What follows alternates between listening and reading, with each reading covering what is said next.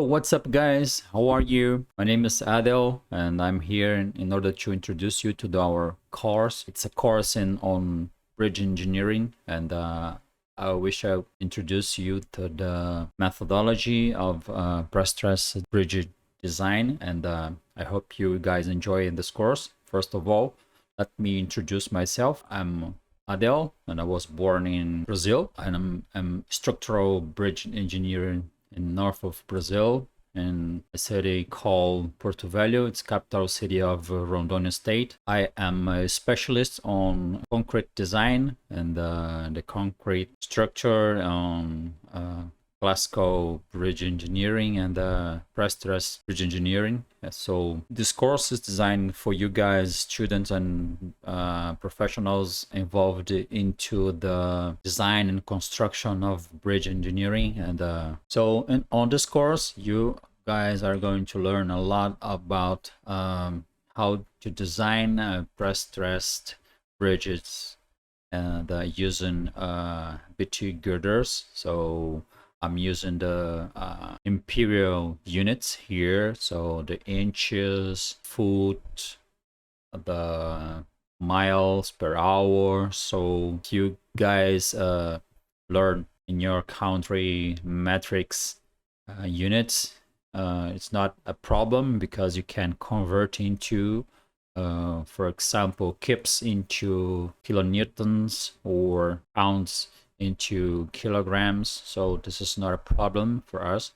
So in all the course I'm going to discuss this on these conversions. Okay, so this is a course, step-by-step course, where you can find how design a bridge using the AASHTO load and resistance factor design methodology. As I said, my name is Adel. So let's start our course. I'm going to introduce you guys to the bridge. It's a multi-span bridge with 3 spans. So this is our bridge. All right, this is our bridge. It's made of 4 girders.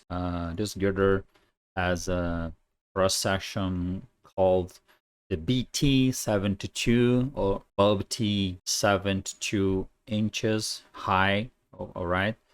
So you guys are going to learn how to design the tendons down here and up here, and the deck and the barriers, and how to analyze the bridge when it's a single span or a multi-span. In this course, you guys are going to learn how to build it, how to raise it to the top of the piers. So this is a complete course and I hope you guys enjoy, and if you have any doubt, I'm here in order to help you guys. Okay, this is the 3 spans. The exterior spans are made of girders, goes from 0 to 120 feet. The interior girders, so the interior span here has 130 feet long, and this is our deck. It's made of 42 feet, and you guys are going to have also a PDF document in order to keep learning what I'm talking about too. And if you want to download a manual, you can download from here. It's the Minnesota State manual for bridge pre-stressed bridge engineering and design. And this is our first lesson. In the US, when you are planning to design a bridge, you have to set the truck that you are going to use as a standard truck for the loads, the dynamic loads. So this is the truck that we are going to use, and it's made of 3 axles. The first 8 kips, and the second and the third made of 32 kips of load, and the distance it goes from 40 feet. And here also it's variable, but you can set as 14 feet. Okay, and this is called the HL93 truck design. All right, and if you are planning to design a simple span bridge, you're going to have this set of loads: front axle, the middle, and the here axle. All right, and we have to put also a load lane. It's made of 0.64 kips per feet, and if you plan to design also using the tandem plus a design load, so you have to choose between these two methodologies in order to analyze your bridge. All right, we are going to use the first one, and since we have a multi-span bridge, we are going to set our dynamic loads using this set of loads. Two trucks going in opposite directions here, spaced in with 50 feet, and we can also have to set the load lane. All right, and I'm going to teach you how to analyze using, first of all, a simple span. Take the bending moments, the shear stresses, and also when we put the wetting surface and the load truck on the bridge, you have to analyze it as a continuous span also. So here I describe how we are going to set those analysis.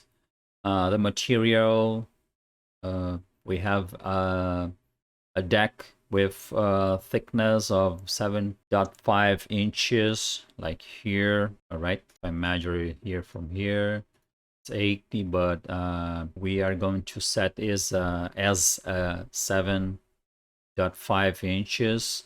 All right, this is because I'm considering a half inch here for my wearing surface. All right, so when I calculate the self-weight of the deck, I'm going to use this measure of 8 inches, but when I'm planning to design the deck as a structural element, I'm going to set it for 7.5 inches of thickness. All right, our concrete specified concrete compressive strength is made of 4 ksi, and we call it F prime C. All right, and WC is our concrete unit weight. All right, so when I'm going to set the self weight of the elements, I'm going to set using the area of that element multiplied by the concrete unit weight, because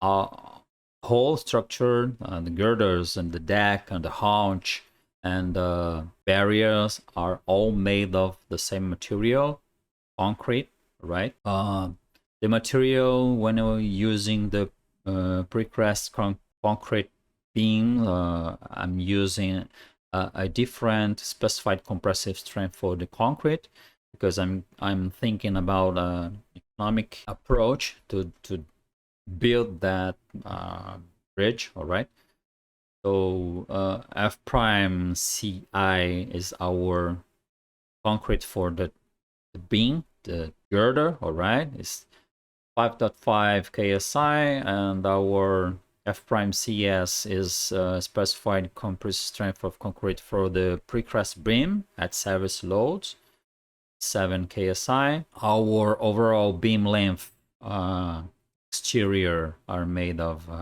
120 feet, and the interior span is made of beam made 130 feet. But if you set the supports, you can discount a half foot, so half foot in both of sides of the beam, you are going to have just 129 feet. All right, design spans are down here. So as I'm using the MathCAD software, I have to declare my variables here. So in order to use it in equation down in the classes, I already have the variables declared here.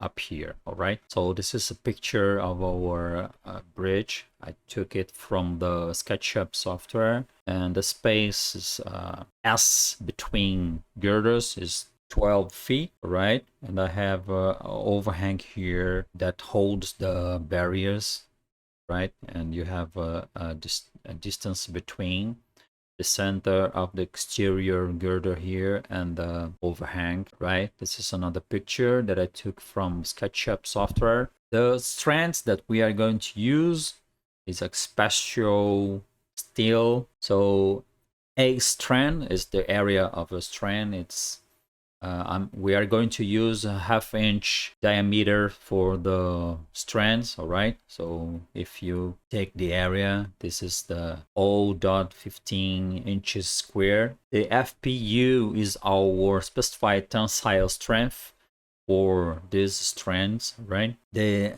FPY, it's 90% of the FPU, so I have to set down the strength of my material as we use this methodology for any structure that you are designing in engineering. All right, I can't use the whole strength of the material because of safety. All right, so our yield strength is only 90% of our FPU, so 243 KSI.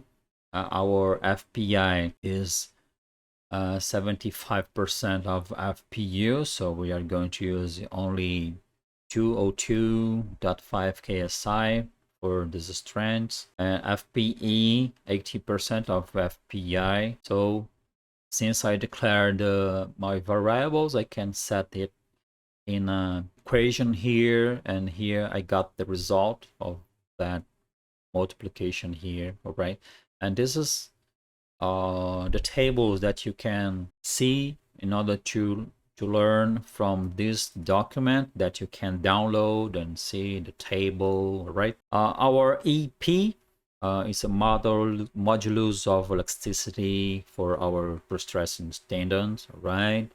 And this is a table that you can see in order to take out the multiplications factor here.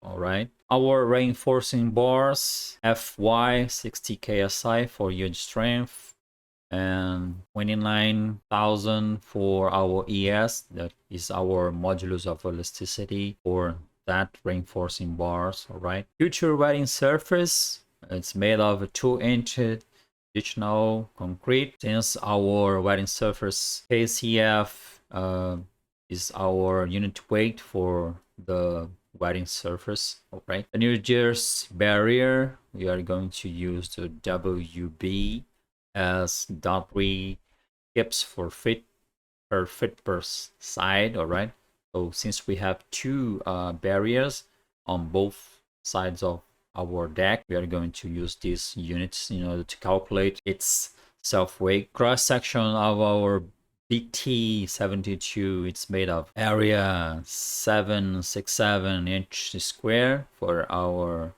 beam. It has a height of 72 inches and a moment of inertia of 545,894 inches to the fourth. All right, has a distance from the centroid. I can show you here. This is our cross section of our BT72 Ashto PCR girder. So these are, and you can set the area perimeter of this element using a simple command of mass property in the AutoCAD, right? And here is when we calculate using the haunch thickness and the deck thickness. All right, here is the centroid of our girder from bottom to the centroid. All right, and when you take the whole section, it's going to be a difference because the centroid is going to go up. All right, so you can take it from the MathCAD program, and you can have it also from the AutoCAD. So the section modulus here is when I divided the modulus moment of inertia by the centroid of our girder. So I got this number here because you have to use it when you compute the whole section using the strands inside the girder. All right, this is our beam self-weight, the area of the girder divided by 144 because I have to convert from inches to feet. All right, multiplied by the self-weight unit of concrete. So I've got 02799 kips per feet for our beam print from the AutoCAD software. For our girder, this is the units if you want to design it in the AutoCAD software. These are the results that I've got from the AutoCAD, the area. Since my AutoCAD is in Portuguese, I've got here, but area 767 inches square, perimeter, the centroid, the moment of inertia. So I've got all this information from the AutoCAD. All right. This is a table when you want to you have to take the self-unit weights for any materials, main materials that we are using in this course. Here I explain the terms. All right. K1 is the correction factor for a source of aggregate using the number 1. WC is the unit weight of concrete. We have already set it above. FC prime is 4 KSI for our deck. F prime CI 5.5 KSI for our girder. I've already set it. If you want to calculate the modulus of elasticity for our concrete, this is the equation that we are going to use. So since I have already declared the K1, the WC, and the FC prime, I've got in the equation result 3834.25 KSI for the modulus of elasticity for our deck, and I've got another number for the beam since I'm using different F prime C for the concrete, right? I'm using different concretes for the deck and the beam. So this is our first class. I hope you enjoy. If you have any doubt, please write it down. I have a great pleasure helping you. I hope you enjoy this course. I wish you good luck and see you next time.